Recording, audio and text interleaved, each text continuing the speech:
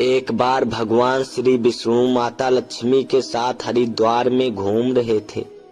माता लक्ष्मी ने देखा कि सारे मनुष्य गंगा में नहा नहा कर हर हर गंगे कहते जा रहे हैं, परंतु सभी लोग दुखी और परेशान हैं।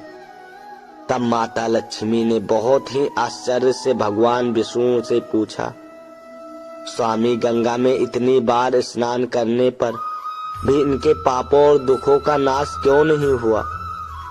क्या गंगा में अब सत्यता नहीं रही? भगवान विष्णु बोले, गंगा में तो वही सामर्थ है, परंतु इन लोगों ने पाप नाशनी गंगा में स्नान ही नहीं किया, फिर इन्हें लाभ कैसे मिलेगा? माता लक्ष्मी जी ने आश्चर्य से कहा कि स्नान कैसे नहीं किया? सभी तो हमारे सामने नहा नहा कर जा रहे हैं, अभी तक तो इनके शरीर भी नहीं सूखे हैं। भगवान विष्णु ने कहा, ये लोग तो केवल जल में डुबकी लगाकर ही आ रहे हैं। तुम्हें मैं कल इसका रहस्य समझाऊंगा।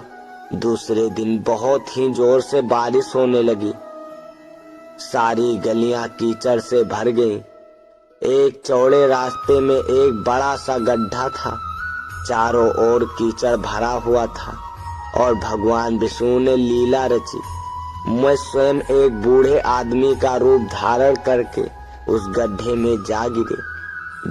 लक्ष्मी जी को उन्होंने समझाकर पास में बैठा दिया कि देखो, तुम लोगों को सुना सुना कर यूं ही पुकारती रहो कि मेरे बूढ़े पति अचानक गड्ढे में गिर पड़े हैं। कोई पुण्य आत्मा इनको बाहर निकाल कर इनके प्राण बचाए और हम असहाय दंपत की सहायता करें। और भगवान विष्णु ने यह भी समझा दिया कि जब कोई व्यक्ति गड्ढे में से मुझे बाहर निकालने को तैयार हो, तब इतना और कह देना कि मेरे पति सार्था निष्पाप है, इन्हें वही व्यक्ति छुए जो खुद भी निष्पाप हो। यदि आप निष्पाप हैं तो उनके हाथ लगाएं, नहीं तो उनके हाथ लगाते ही आप स्वयं भस्म हो जाएंगे। लक्ष्मी जी तथास्तु कहकर गड्ढे के किनारे बैठ गई और आने जाने वालों को सुना सुना कर भगवान विष्णु की सिखाई हुई बात कहने लगी। गंगा में नहा नहा कर लोगों ने झुंड के झुंड आ रहे हैं और सुंदर युवती को यूं ही बैठ देखकर कुछ लोगों के मन में पाप आया, कुछ लोगों को धर्म का भय हुआ, कुछ लोग कानून से डरे, कुछ लोगों ने तो लक्ष्मी जी को यह भी कह दिया कि मरने दे इस बुढ़े को, क्यों इसके लिए रोती है।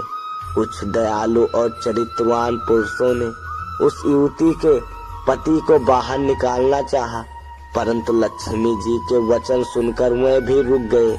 उन्होंने सोचा कि गंगा में नहा कर आए हैं तो क्या हुआ, पापी तो है ही, कहीं हम सहायता करते समय भस्म ना हो जाएं। उनके पास कई व्यक्ति आए, परंतु किसी का साहस नहीं हुआ। सैकड़ों आए और सैकड़ों ने पूछा और चले गए। संध्या का समय हो चला। तब भगवान विष्णु ने माता लक्ष्मी से कहा, देखा आया कोई सच्चे मन से गंगा में नहाने वाला? तब थोड़ी देर बाद एक नौजवान युवक हाथ में एक लोटा लिए हुए हर हर गंगे कहता हुआ आ रहा है। लक्ष्मी जी ने उसे भी वही बात कही। उस युवक का हृदय करुणा से भर आया और उसने भगवान विष्णु को बाहर निकालने की तैयारी की।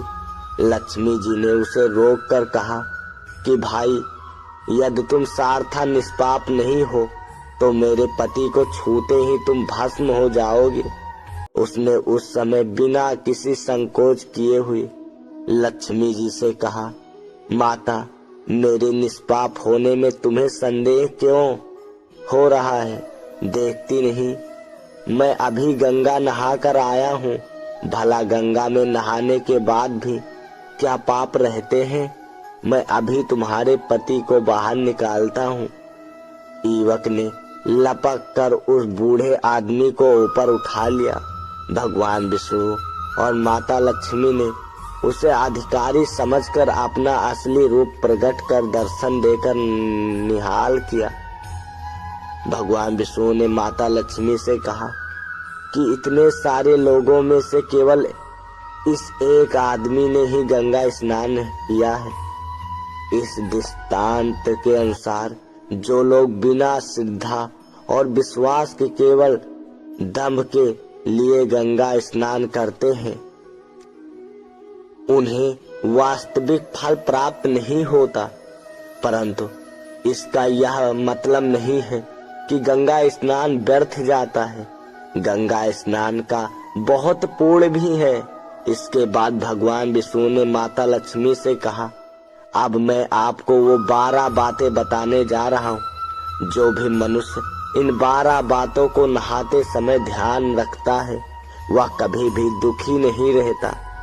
इसके घर में लक्ष्मी का वास होता है। इसके घर में अपार संपत्ति आती है। घर में कभी भी लड़ाई झगड़ा नहीं होता है।